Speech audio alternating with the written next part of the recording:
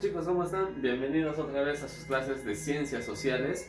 Hoy día vamos a trabajar prácticamente lo que podría decirse es el último tema de la Edad Media, ¿sí? Con esto estamos cerrando todo todos estos temas que hemos estudiado con respecto a esta grandiosa edad de la historia, muy emocionante y muy fascinante, que es la Edad Media, con la Guerra de los 100 Años, que precisamente termina en el año 1453, fecha en la cual consideran muchos que termina la Edad Media.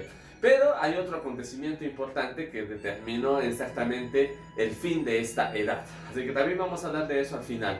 Bien, entonces vamos a hablar de la Guerra de los 100 Años como tema central del día de hoy, que en realidad no duró solo 100 años.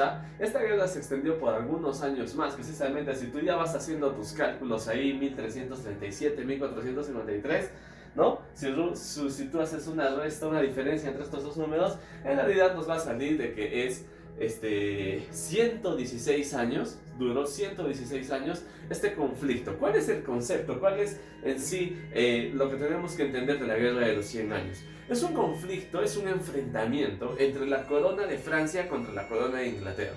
Estos dos países se habían vuelto en las potencias, por decir así, una de las dos potencias más poderosas que en ese momento había en Europa. Pero siempre tuvieron una rivalidad, y esta llamada Guerra de los 100 Años solamente iba a aumentar más todavía esa rivalidad que siempre iban a tener estos dos países, incluso hasta el siglo XIX, incluso XX. ¿Ok? Entonces empezamos con entender de que se trata de franceses contra ingleses. Ahorita vamos a entender las causas, ¿ok? Luego, que no fueron 100 años exactamente, eso ya puede ser redondeado, ¿no? A 100 años, pero en sí fueron 116. Pero estos enfrentamientos que duraron más de un siglo no fueron continuos. No es que los 365 días de cada año, de los 116 años, hubo combates, sino que había periodos de agresión, de atacarse, y periodos en los cuales estaban en tregua, ¿sí? Entonces estaban ahí como, son batallas, no son intermitentes, como dice acá, ¿ya? Son batallas intermitentes. La primera gran guerra que causó transformaciones en Europa, porque de alguna manera esta guerra provocó que franceses e ingleses ya definan en sí su identidad nacional. Ya no se peleaba por el señor feudal, ya no se peleaba por intereses de mi feudo, de mis tierras, no. Ahora se peleaba en sí por una identidad nacional, ya en torno a la figura del rey, el respectivo rey de Inglaterra o el de Francia. Esto también ocasionaría que haya a nivel social esa concientización nacional, también en el plano político, porque van a caer dinastías, van a entrar otras dinastías, y no solamente Francia e Inglaterra se vieron perjudicadas acá, sino que otros reinos cercanos también se van a ver influenciados. Y bueno, y en aspecto económico, pues también toda guerra, y sobre todo si dura tanto tiempo, va a causar pérdidas económicas en Europa. Las causas, podríamos tener como causas intereses feudales que habían entre Inglaterra y Francia. Por ejemplo, vemos en este mapa, y hoy en día Francia es todo este territorio que vemos de acá. Estas zonas naranjas, verdes, guinda o azul, todos esos territorios eran en sí, hoy en día son de Francia, y ellos reclamaban que les correspondía. Sin embargo, vemos que Inglaterra, que es el país que está arriba, esa isla, ¿ya? Tenía muchos territorios precisamente por los tratos feudales, debido al feudalismo de que tengo mis tierras, que tengo mis vasallos y cosas así. Ellos, los reyes de Inglaterra tenían feudos en Francia, ¿no? Pero acá pues no son rey de Inglaterra, sino por ejemplo, como dice acá, ducado. Aquí el rey de Inglaterra es el duque, en este caso de Aquitania, esa región. Y así, muchachos, había un problema con respecto a intereses feudales. Otro problema fue el problema de sucesión, porque recuerda que, y para esto nos vamos a guiar de esta de acá. Recuerda que la dinastía que gobernaba a los franceses era la dinastía de los Capetos. Vamos a ver, en los Capetos estaba Felipe IV el Hermoso. Pero después de su muerte, y de algunos sucesores por ahí, estuvo Felipe V, que no duró mucho, finalmente llega al trono Carlos IV, también llamado el Hermoso. El problema es que Carlos IV no dejó descendencia masculina, y como en Francia regía la ley sálica, la ley sálica consistía en que las mujeres no ocupan el trono. Por lo tanto, acá iba a haber una vacante que sería aprovechada y que vendría desde este lado, desde los reyes de Inglaterra. Así tenemos a Eduardo I, Eduardo II, Eduardo III. Estos reyes son, ¿a qué dinastía pertenecen? A la dinastía Plantagenet, ¿no es cierto? Mira, ¿qué pasa acá? Una de las hijas de Felipe, llamada Isabel, se casa con Eduardo II, rey de Inglaterra. Al casarse con él, y recuerda que Isabel, despectivamente los ingleses la llamaban la loba de Francia todavía, ¿no? ¿No? Eduardo III va a tener sangre materna francesa y por parte de su papá es inglés. Por lo tanto, él, al tener también, a ser nieto de Felipe IV el Hermoso, Eduardo III, sabiendo que no hay un rey que ocupe el trono, va a querer ser también, aparte de ser rey de Inglaterra, va a querer también ser rey de Francia. Ese es el problema. Eduardo III, aquí, por esas pretensiones, es que va a empezar, podría decirse, una de las razones por las que empieza la guerra. No la principal, pero sí una de las razones. Pero sin embargo, aquí, muchachos, el último Capeto es Carlos IV. En vista de que no dejó una descendencia masculina, otra familia muy emparentada con los Capeto decide tomar el trono, los Valois. Se escribe Valois, ¿no? Pero como es francés se dice Valois, ¿ya? Entonces, ¿qué pasa acá? Felipe VI se corona rey. Esta lucha entonces, ¿entre quiénes va a ser? Entre los Valois contra los Plantagenet, entre Francia e Inglaterra, precisamente por el trono de Francia. Por eso se están enfrentando estos dos reyes. Y así, muchachos, pasamos a periodizar la guerra de los 100 años en 4 periodos, ¿ya? 4 periodos para poder entenderlo bien. En el primer periodo vamos a ver el enfrentamiento entre Eduardo III, rey de Inglaterra, que quiere ser rey de Francia, y Felipe VI, rey de Francia, de la dinastía Valois, porque ya los Capetos dijeron chao, y ahora ¿quiénes están? Los Valois, o Valois, como tú los quieras decir. Eduardo III reclama el trono de Francia, ahí empieza el problema. Luego Felipe VI, decide invadir territorios e invade la Guyana, que eran de los ingleses. Entonces aquí ya se descontrola todo. Hay 2 batallas importantes, la batalla de Crécy en 1346 y la de Poitiers en 1356. Después de, entre ambas batallas incluso, aparece la peste negra. Recuerda que la peste negra es un tema que hemos estudiado, ¿no es cierto? Mira, en medio de esta guerra entre estas 2 potencias, estaba también presente la peste bubónica que había causado tanta desolación en el mundo. Entonces, en estas batallas, muchas de estas sangrientas batallas, se estaba notando el poder inglés sobre los franceses. Así que en la primera parte, en el primer periodo de la Guerra de los 100 años, el triunfo se iba a ir más para el lado de los ingleses. Incluso Juan II, que es apodado Juan II el Bueno, que era hijo precisamente del rey Felipe, incluso es capturado por los ingleses. Mira, hasta capturaron al propio rey. Ante la captura de Juan, que era rey de Francia, Carlos V asume el trono para defender Francia. A pesar de que él quiso asumir el trono, ya los ingleses habían tenido victorias muy importantes, como la de Crécy, como la de Poitiers, y por lo tanto aquí la victoria va a ser de ellos. Y de esa manera se firma un tratado llamado, un acuerdo de paz llamado la Paz de Bretigny. En la Paz de Bretigny, en 1360, se acuerda lo siguiente: el rey Eduardo III ya no va a pretender, va a renunciar a sus pretensiones sobre el trono de Inglaterra. Pero a cambio de eso, le tenían que ceder nuevos territorios, ¿ya?, en Francia. Entonces aquí los franceses dijeron, esto es una humillación, o sea, para que ya no esté reclamando el trono, hay que darle territorios. Entonces, en vez de recuperar sus territorios, que eran lo que querían los franceses, estaban perdiendo más, ¿sí? Entonces, eso es muy importante. Los ingleses obtienen nuevos territorios en Francia. Pasamos al segundo periodo. El último rey del cual hablamos era Carlos V, ¿no es cierto? Este Carlos V, pasado un tiempo, reinicia la lucha porque no está de acuerdo con la Paz de Bretigny. Acá vemos un monumento precisamente tallado en la piedra donde se puede apreciar el tratado de paz que hicieron los franceses y los ingleses. Ese tratado de paz se supone que con eso ya debería haber acabado la guerra, pero el rey Carlos V de Francia decidió reanudar y atacar a los ingleses, ¿sí? Para lograr esto hace una alianza con la corona o el reino de Castilla, que más adelante vamos a hablar de los castellanos, ¿ok? De esto queda en España. Y Flandes, que eran unos comerciantes. Se logra recuperar los territorios. Carlos V logra lo que quería, recuperar los territorios que habían perdido por causa de la Paz de Bretigny. Y después de una batalla sobre todo decisiva, que es la batalla de La Rochelle, los franceses logran ganar. Victoria para los franceses.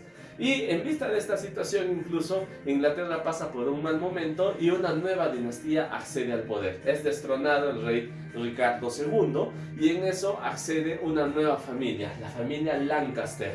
Y de esta manera los Plantagenet saldrían de la escena, ¿sí? Para ir entendiendo esto. Entonces vamos así. Felipe VI, rey de Francia, ¿no? Con él comienza la guerra de los 100 años en Francia. Luego viene Juan II el Bueno, el rey que fue capturado, ¿sí? Y Carlos V fue el rey que firmó la paz de Bretigny, pero después de un tiempo dijo, esa paz de Bretigny no sirve, voy a recuperar mis territorios, ¿no? Y volvió a iniciar la guerra. Entonces hasta acá nos hemos quedado por el lado de Francia. Recuerda, ellos son la dinastía Valois o Valois. Por Inglaterra, el rey Eduardo III fue el que inició todo, que quería ser rey de Francia al mismo tiempo. Luego viene Ricardo II, que como dije, vendría a ser el último rey de la dinastía Plantagenet. Por eso estoy cambiando de color. Y ahora empiezo estos reyes de acá, porque estos reyes van a ser de la nueva dinastía, la dinastía Lancaster. En este caso, Enrique IV, V y VI. ¿Ok? Entonces hasta ahí vamos entendiendo. Ya. Entonces, en el segundo periodo, la victoria ¿para quién va a ser? Pues para Francia, ¿no? Que logran recuperar los territorios que habían perdido según el tratado o la paz de Bretigny. En el tercer periodo, muchachos, Enrique V, ya te dije, Enrique V de la dinastía Lancaster, ¿ya? Enrique V, él va a aprovechar unos problemas internos que estaba teniendo Francia para contraatacar. Y reinicia la lucha contra el rey Carlos VI, que vendría a ser pues el hijo de Carlos V. ¿Sí? Carlos V, Carlos VI. Enrique IV, Enrique V. O sea, él lo empieza a atacar a él. ¿Ok?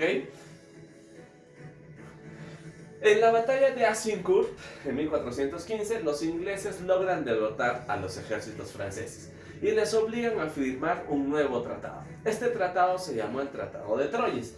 Mediante este tratado, como los franceses perdieron, los ingleses, bueno en sí, el rey Enrique V, les impuso lo siguiente. ¿Quién es el rey? Carlos VI, ¿no es cierto? Pero como Carlos VI está un poquito mal de la cabeza, ya tenía problemas mentales, y también había mucha oposición hacia él en la propia Francia, Enrique V dijo, bueno, yo gané.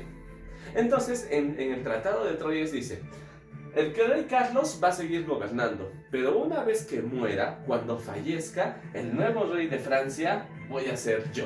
Y es así que se supone que debería él morir primero para que él sea el rey, ¿no es cierto? Si no, mientras tanto, él iba a seguir siendo el rey.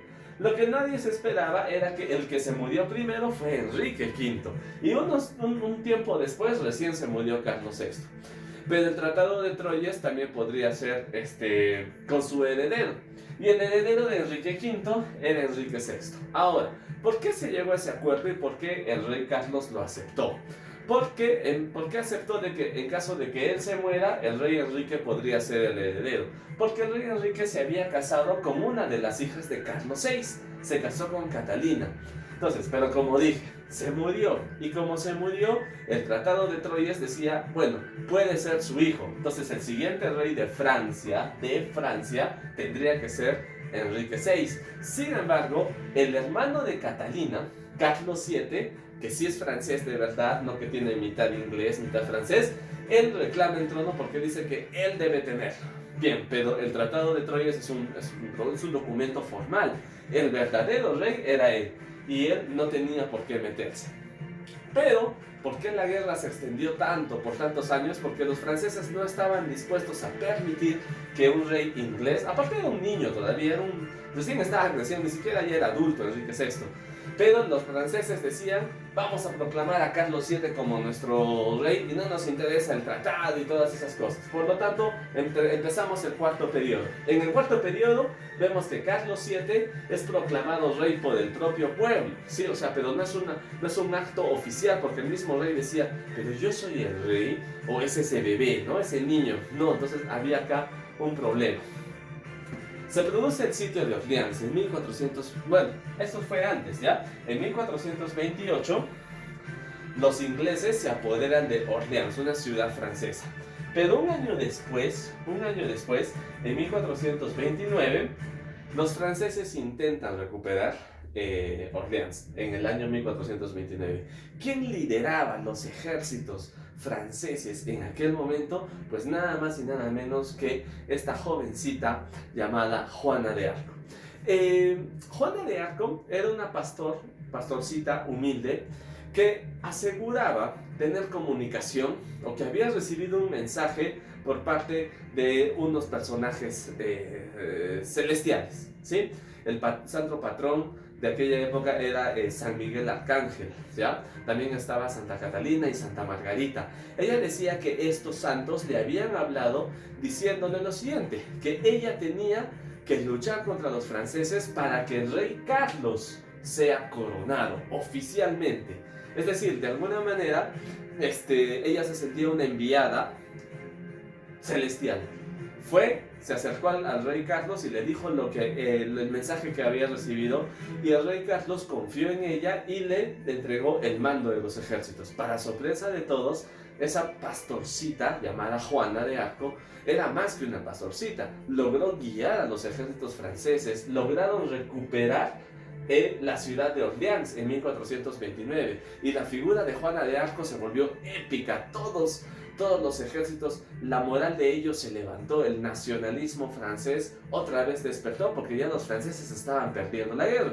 Gracias a esta victoria, los franceses ya tenían otra vez la moral levantada. Sin embargo, muchachos, estaban los borgoñeses, que eran aliados de los ingleses. Los ingleses ya sabían quién era esta chica y cómo había logrado su victoria. Los borgoñeses terminan capturando a Juana de Arco y luego la entregaron a los ingleses.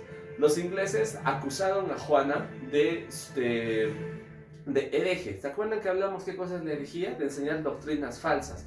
Es que ella, que no era miembro del clero ni era nada de esas cosas, decía que se comunicaba con los santos. Por lo tanto, la acusaron de hechicería, de brujería, le hicieron un juicio y finalmente acabaron con su vida quemándola en la hoguera, que era pues un castigo, ¿no?, para los herejes. Los ingleses la mataron y el rey Carlos no hizo casi nada por ella, porque mira, gracias a ella es que el rey Carlos oficialmente fue coronado rey de los franceses, pero casi nada hizo para poderla rescatar.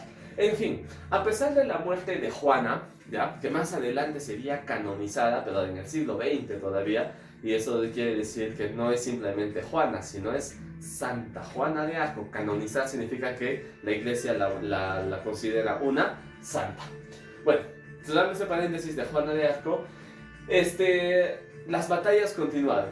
Carlos VII, ya con todo el poder, con todos los franceses dispuestos a luchar por él, gracias a que Juana de Arco levantó esa moral, finalmente derrota a los ingleses en la batalla de Castillón, en el año 1453. Tras esta batalla, ya los territorios de Francia habían aumentado, ¿no? ¿Te acuerdas que era prácticamente un poquito nada más? Pues ahora vemos en amarillo todos los territorios que ahora eran de Francia, y los ingleses poco a poco estaban siendo expulsados. Se puede decir que en el año 1453 oficialmente termina la Guerra de los 100 años, con el triunfo de Francia y la derrota de Inglaterra. ¿Okay? Entonces ya sabemos quién ganó y quién perdió. Sin embargo, ese año 1453 no solamente es un año en el que pasó esto, el fin de la guerra.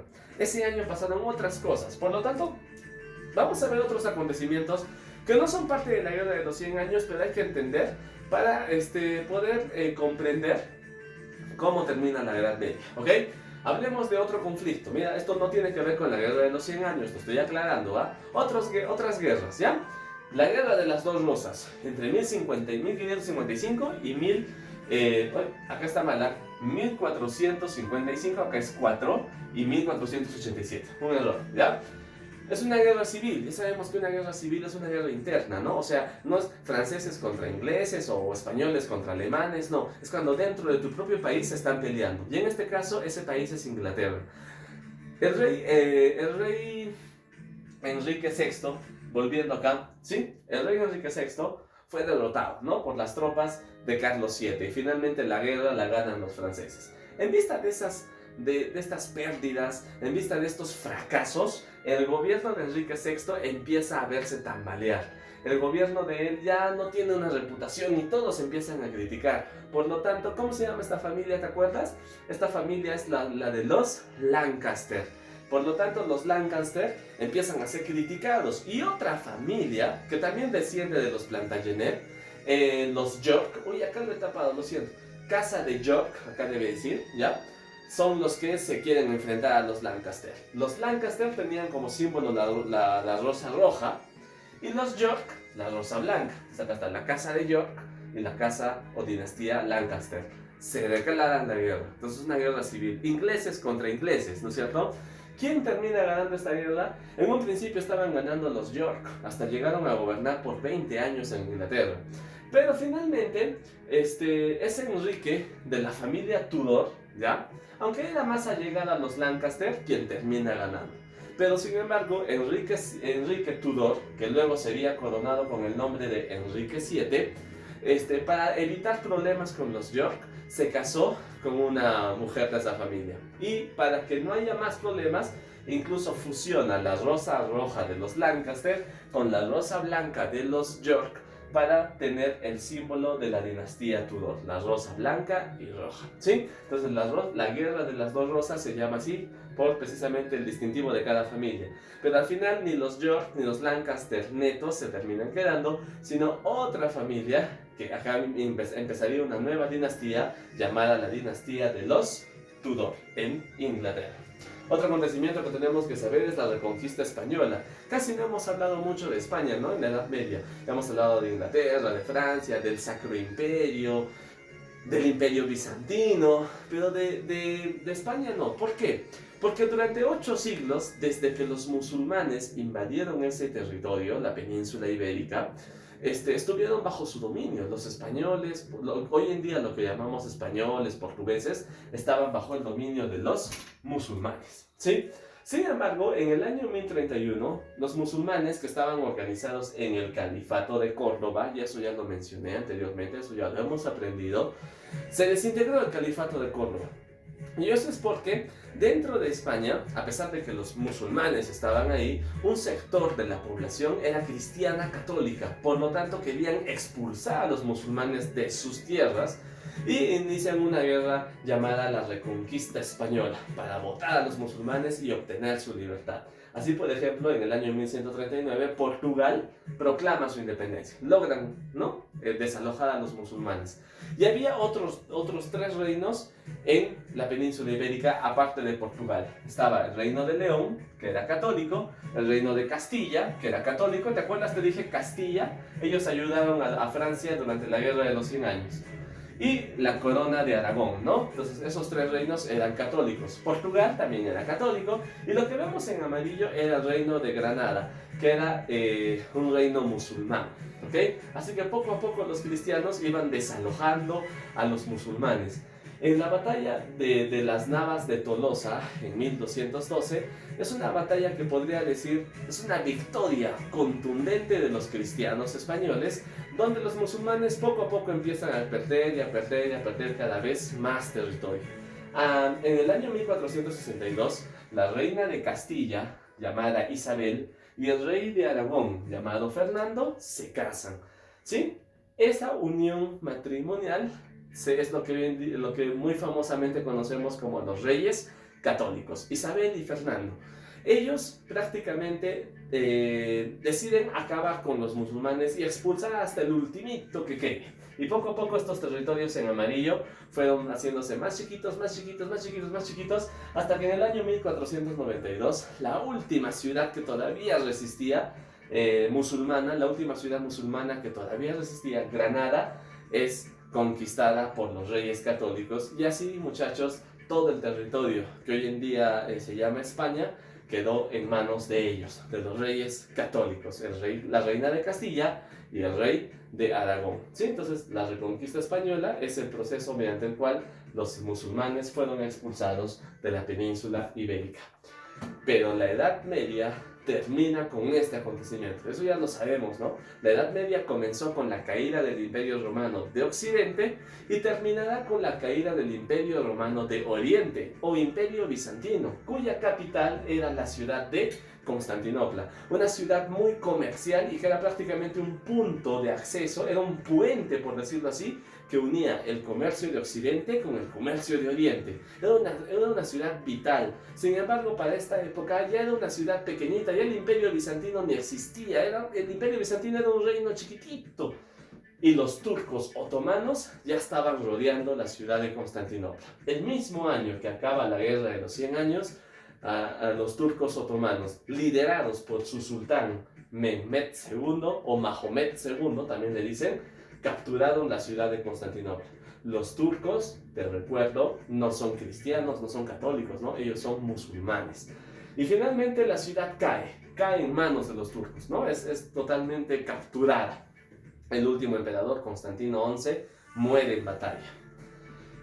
¿Qué pasa con la caída de Constantinopla? ¿Por qué es tan importante? ¿Por qué marca el inicio de una edad y el comienzo de otra edad, la edad moderna, que es la que vamos a estudiar ahora? Porque esa ciudad unía las rutas comerciales, pero lo que hacen los turcos es impedir que pasen por Constantinopla. Es decir, mercaderes franceses, portugueses, españoles, ingleses. Nadie podía pasar por Constantinopla si es que quería ir a China o si es que quería ir a la India. Las rutas comerciales se ven interrumpidas con China y con India. Es por eso que los portugueses y después los españoles deciden buscar otras rutas alternativas que no sea por Constantinopla. Es por eso que ahí un navegante italiano llamado Cristóbal Colón, precisamente porque no podía pasar por ahí, se va por otro lado, ¿no? Con su tesis de que la Tierra es redonda y sin querer, queriendo, termina descubriendo un continente que hasta ese momento ellos no conocían, el continente americano, donde también ya sabemos qué culturas estaban desarrollándose. Finalmente, tenemos acá que la expansión, debido a la caída de Constantinopla, va a aparecer una nueva potencia en el mundo, el Imperio Turco-Otomano. El Imperio Otomano empieza su conquista del este de Europa y ese va a ser un gran rival al cual van a tener que enfrentar franceses, españoles y todos los demás, ¿ok? Y finalmente, con esto también terminamos la Edad Media e iniciamos la tercera edad de la historia universal que se llama Edad Moderna. Y eso será para otras clases posteriores. Sí, eso sería todo. Gracias por su atención y conmigo estamos viéndonos hasta otro video. Gracias.